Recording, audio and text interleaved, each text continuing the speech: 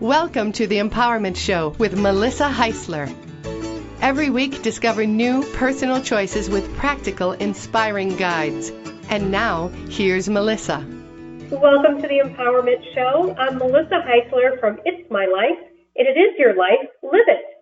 Today, I will be joined by Neil Findlay from Australia to talk about third world relief. Welcome to the show, Neil. Hi, Melissa. Look, it's a great pleasure and a privilege to be here with you, and I'm looking forward to the next few minutes talking about what we're doing around the world to make it a better place. And you are doing some amazing things. You're involved with quite a few different organizations around the world, and one of them is Project Madagascar, which is focused on overcoming the poverty cycle in one of the poorest nations on earth. Can you tell us a little bit about what the poverty cycle is and how Project Madagascar is helping? Certainly. Melissa, you're too kind with your words. I'm just an ordinary person just out there doing some stuff. But look, Project Madagascar is one of a number of projects that I'm close to around the world in a number of third world countries. This is one that's been operating for about 5 or 6 years now, and it seeks to improve the fortunes of children, particularly. Children do it really hard sometimes in third world countries, and particularly street kids, those abandoned or those who have incomplete families or dysfunctional families or families that are particularly impacted by poverty, and they have nothing. They really have nothing of what we would call worldly assets or capability. And so these children do it really hard. And people often ask me, what words do you use to describe these sorts of environments? How do you describe what you see and what you experience? And quite often I use the word hopelessness, because I think that adequately portrays the future for many, many young people around the world. They simply will not be able to break out of that environment, that cycle, that paradigm under their own strength. Without a helping hand, they're condemned to living a life of extraordinary poverty. And so our organisation has set out, along with others, we're not the only one, but with others, to bring hope to young people. In essence, that's the DNA of what we're trying to do. It's just heartbreaking that you would use the word hopelessness, but it's uplifting, because this is the Empowerment Show and we want to talk about empowerment. What are things, you said they can't get out of that cycle without a helping hand. What are the different areas that you try to help them with? It's not just handing out money. I believe you do a lot of work with education and health as well. Look, if we had a bottomless pit of money, we could do all sorts of things.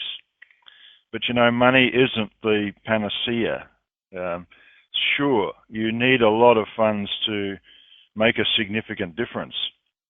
But money in itself does not solve the problems. You really have to bring about change. You have to introduce hope.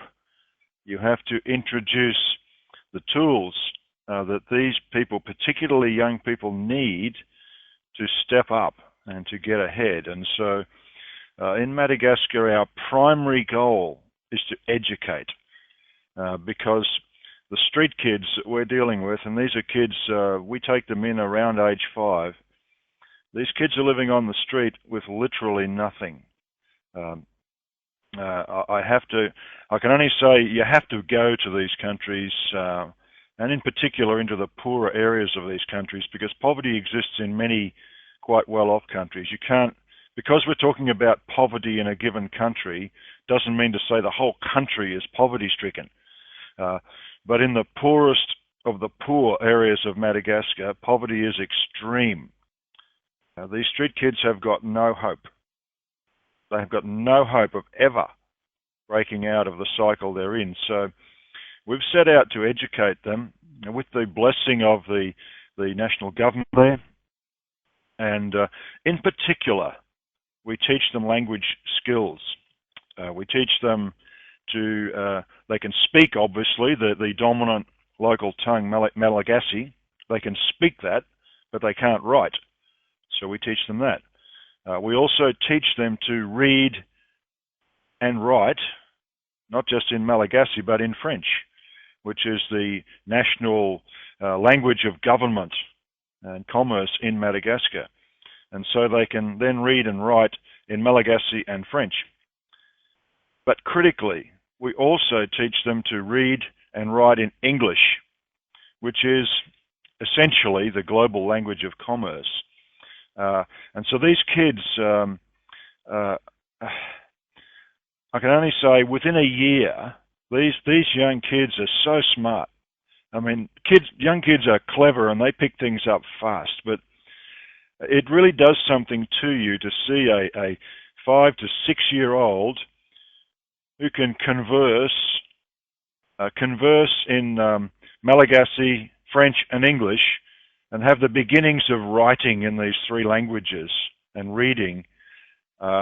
It's hard for me to find words to describe how that makes you feel, to see these kids rising up out of their poverty and out of their despair and starting to attain a sense of self-sufficiency, a sense of dignity, a sense of capability. I mean, I could go on, but I think you're starting to get the message. Absolutely, and I know the children learn young, but if these children are 5 years old and are surviving as much as they can on the streets, they're already fighters. They're already survivors. And so giving them the tools that you are, the education that you are, they're just probably lapping it up because they know that this is going to help them get to the next level. This is going to help them get out of the streets. Absolutely. And we've set up, we've already got 2 schools running there now. The first one has got kids up to about grade 5, running grade 6.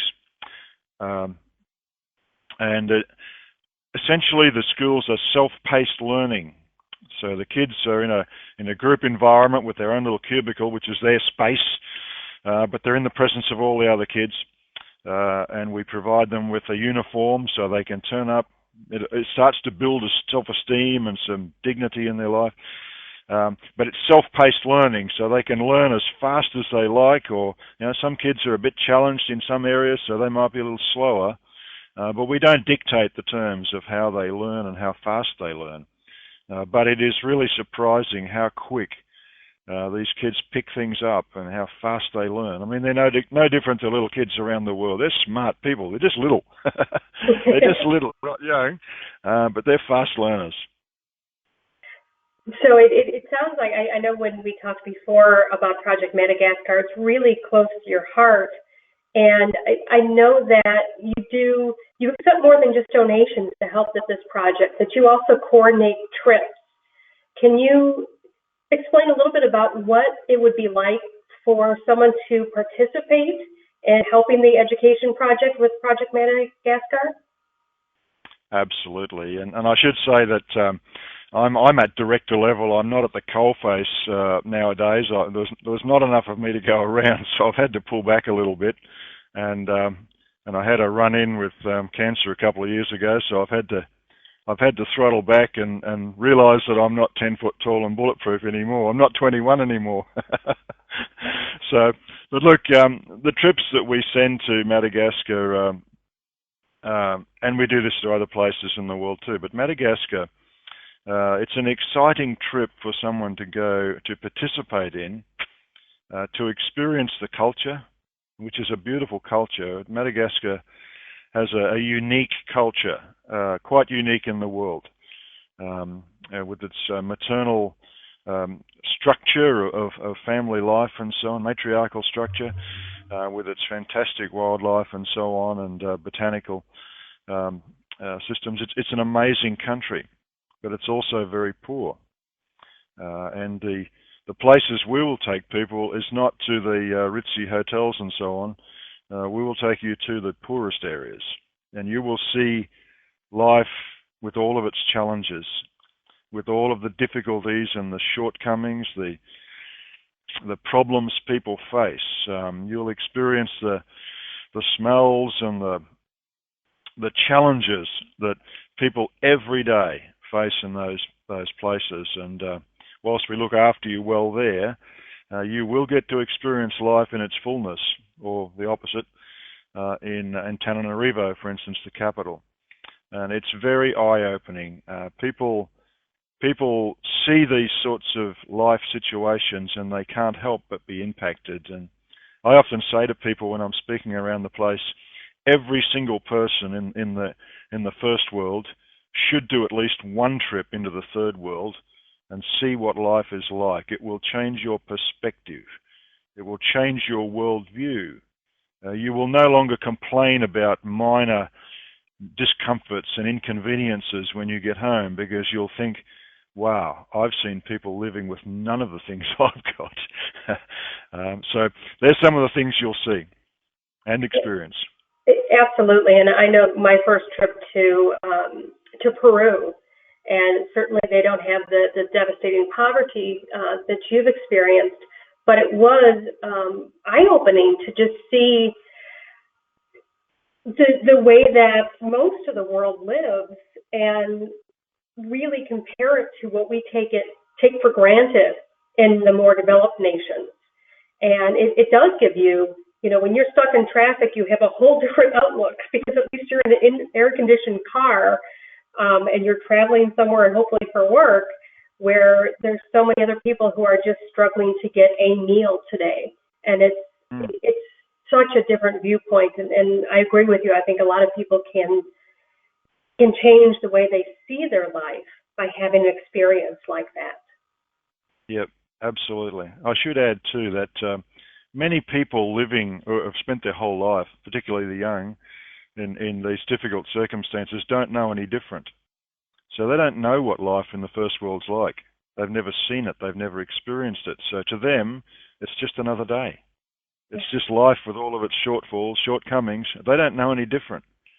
So that in itself is a real paradigm shaker when you go there and experience that. Absolutely. That's their everyday life. They don't know that there can be something else. I know there's a lot of, we'll make comparisons in the States about some celebrity or something else, and, have that idea of what we're looking forward to or what we're missing out on. But many of these other places, they don't have that comparison. You're absolutely right, Melissa, and I don't want to go too far down this road, but we see a lot of media interests, particularly in Australia, and I imagine it's not dissimilar in the States. A lot of media interests here are obsessed with the nuances of life in the fast lane or the rich lane or the A group and so on. It's a distorted worldview when so many people live on basically nothing. And I mean, not-for-profit people, or you might call them non-profit in the US, we call them not-for-profit. Not-for-profits will often reel off figures about so many people in the world living on less than $1 a day and so on. But it's a fact. It's not just words that roll off the tongue. It's a fact. That's what they live with or don't live with. That's what they've got. They've got no medical facilities, no hospitals, no backup, no social security, no jobs, nothing. So it's a real thing. It's not just words. It's not just a story. It's real. This is how a lot of the world lives. You have to see it to understand and take that in completely. And I think there's some poverty and issues that are in developed countries that we don't necessarily see. I remember seeing the documentary Opening Our Eyes, and there was some segments on the adolescent drug and alcohol issues in Australia. And I know that's another group that you work with is the Red Frogs that works with the youth population in Australia. But it really surprised me that in a developed nation, when we have more than $1 a day to live on, that there's such a problem with our youth in our country. Melissa, I don't think Australia would be so much different to the United States. We are an affluent country. We're a first world country. Everything is available to anyone here. If you want a job, you can pretty much get one. If you want to buy something, you can pretty much go get it. We live in a great country, and it's pretty easy for me to get on my high horse and say Australia is the greatest country on earth to live in, and it is a great place. But as you've correctly pointed out, we have amazing issues here with drug and alcohol abuse. It's a real problem in this country. Alcohol-related violence on the streets is a real topical issue here at the moment. It's causing a lot of concern, and it seems to be intractable. As a nation, we're struggling to deal with this problem, and probably you've got issues like this in the States as well. We here in Australia have a largely unreported, it doesn't get into the media much, but an enormous problem with youth suicide. And you might well say, well, why do young people suicide in a country where they've got everything? And I would probably comment, well, youth suicide in a third world country is almost non-existent. We have a major problem in Australia, and in the area where I live, it is a real serious problem with teenage suicide. We're struggling with that. We don't have all the answers. We're trying to work with that, and some of the organisations I'm close to, and again, in most, if not all of those roles, I'm what we call a non-executive director. I'm not out at the coalface too much because there's just not enough of me to go around. But we're struggling. We really are trying to work with potential suicide candidates, dealing with the mental health issues, dealing with the depression issues. And depression is a major contributory or causal factor. Dealing with fatigue, which I'm very close to that industry, fatigue risk management. That's what I'm speaking on today at a conference. Fatigue is a considerable or a strong determinant for depression and by extension suicide. So, Melissa, these are some of the challenges we have, and we don't have all the answers. I've got to be upfront. We don't have all the answers, but we're working at it. And I do hold Australia in high esteem. I've always heard good things about it. I know that you have a solid economy. Everyone I've met from there has been very well educated and, very nice and very friendly. And that's why it shocked me that there were these issues. And it's interesting that you bring up fatigue, because I think there's a lot of underground issues in the States as well that maybe don't get the news topics that they do until it becomes a larger issue. I just heard today that there was almost a bunch of 12-year-olds who were going to murder another student. And it's, where is this violence coming from? Again, in a society that there is employment, there is education, there is abundance, and yet there's this feeling of hopelessness. So you've seen in Madagascar what true hopelessness looks like, and yet in these developed nations, it seems like our youth is experiencing hopelessness. You're absolutely correct, and I think the hopelessness that we see in some of the poorest of the third world countries is unfortunately manifesting itself here in some very affluent first world countries, and it manifests itself in the form of violence and suicide and associated things. Now, I think too we have to be incredibly careful of what we get presented with in the daily media.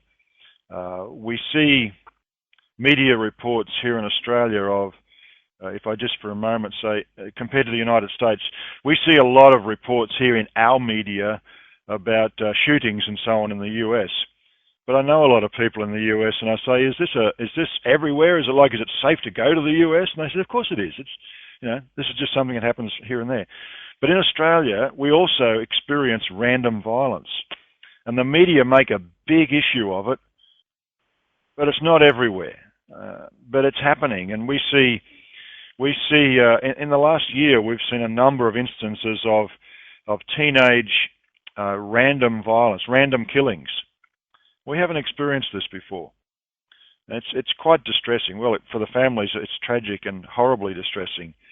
But for people in government and community and people in the not-for-profit world where I am, these are tough problems, new world problems that we're having to grapple with and try and find solutions. And I don't think we're going to get into the vein of talking about the media, but I'm a strong believer that our media needs to shift and start looking at reporting differently versus being fear mongers. Because I did talk to you and many others, and I always get are you safe in the United States? Because there's killings every other day. But I want to talk about more concrete things that you're actually doing now with the Red Frogs and other groups in Australia to help address some of these problems that you're seeing. Yep. Look, a lot of what I do is done through my local home church, Metro Church, Toowoomba in Queensland, Australia. And we're reaching out into a lot of community areas to really attack head-on some of the challenges that we face here in a first world country. We're looking and working closely in areas like domestic violence and poverty, which we have here. We have people sleeping rough on the streets. We have people who don't have good life skills, who don't know how to cook properly. So we have a food sense program that teaches people how to buy good food as distinct from not so good food, and we'll leave that for there. Teach them how to cook and so on. We do a lot with food aid and clothing aid. We do a lot with counselling services and so on. So these are hands-on type things, scratching where it itches, so to speak, out there in the community. And we're starting to get some traction in that space and starting to really increase or ramp up our work in that space. So that's starting to bear some fruit. But I mean, it's a never-ending task, and I guess it's very easy for anyone in this space to become frustrated and to, I guess, lose heart and say, well, the task is too big. I'm not going to make any difference. I can't achieve anything. And what I usually say to people when I get confronted with that line of thought is, well, nobody can do everything, but everybody can do something. And so I encourage anyone I talk to, wherever, you mightn't be able to do everything, but you can do something. And if enough of us do something, we will make a difference. And that refers to our time and our resources and our support and all that sort of thing. We can make a difference if enough of us put the effort in. And I'm glad that you said that too, Neil, because I wanted to talk about what you're doing with these different groups. And even though you're not in the field anymore, you're still supporting and helping these groups continue with their projects and make a difference in the world. But you started with us over 30 years in transport and logistics businesses. So how did you go from really being focused on business to now speaking and helping these groups and helping to make a change in the world? Melissa, that's an excellent question. And in fact, I talk about that in some forums. And the answer is quite simple. We didn't just wake up one morning and all of a sudden we were working in another world, in the not-for-profit world. It didn't happen like that. In fact, the transition was so blurred I couldn't really pick a date on when it happened, because we've always been doing some not-for-profit work. We've always worked in that space like for 40 years.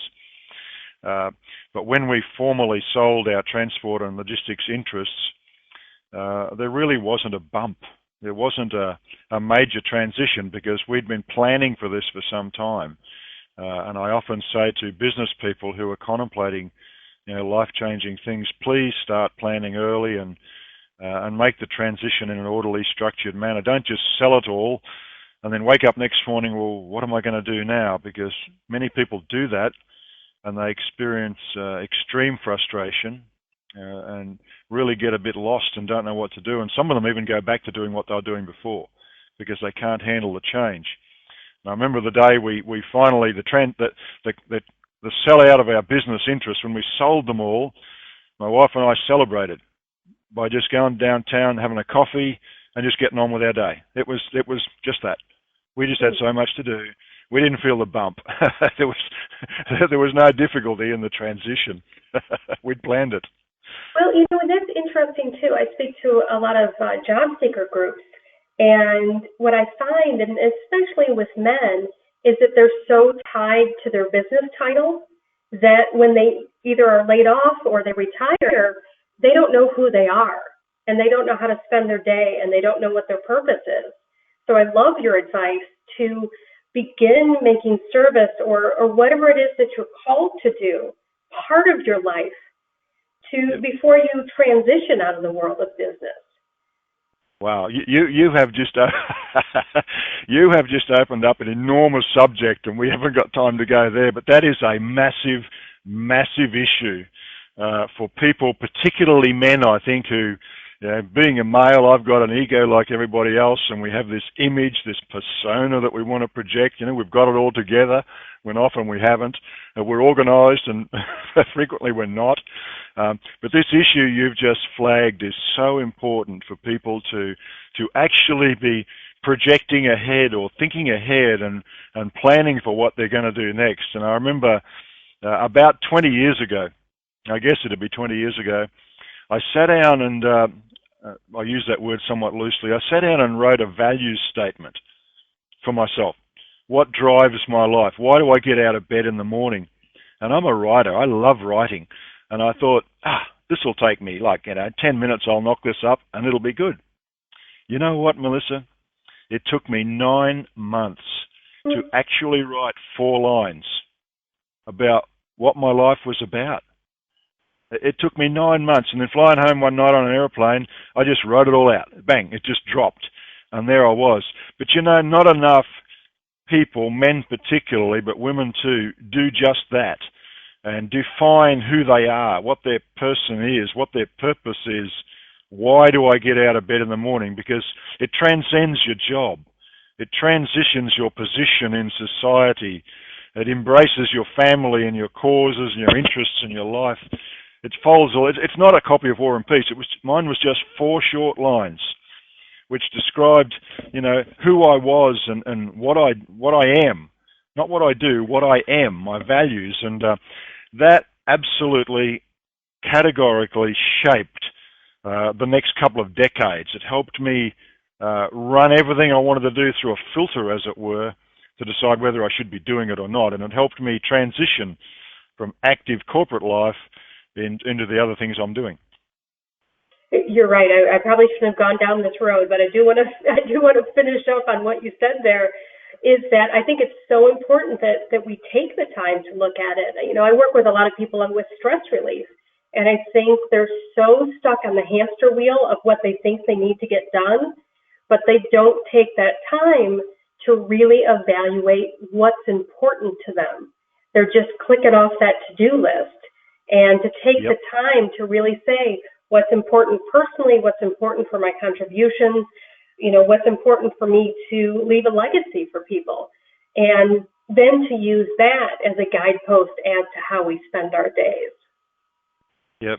Well, just quickly, Melissa, what I called it was my 3 V's, the values, vision, and vocation. And the values were who I am, the vision was where I'm going, and the vocation was how I'm going to get there. And values, of course, never change. They're lifetime things. Vision can change a bit, maybe a couple of times in your life. And vocation, well, that can change routinely. It just happens.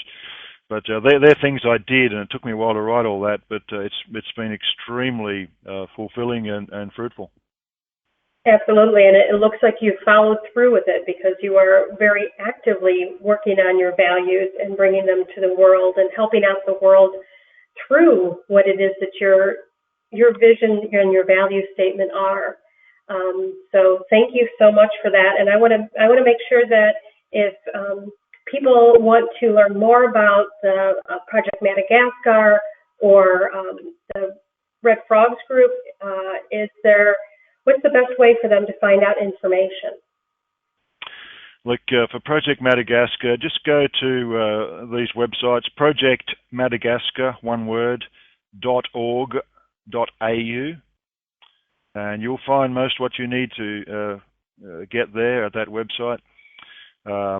the work we do with Red Frogs and community and so on. You can find quite a bit out of that at metro.org.au.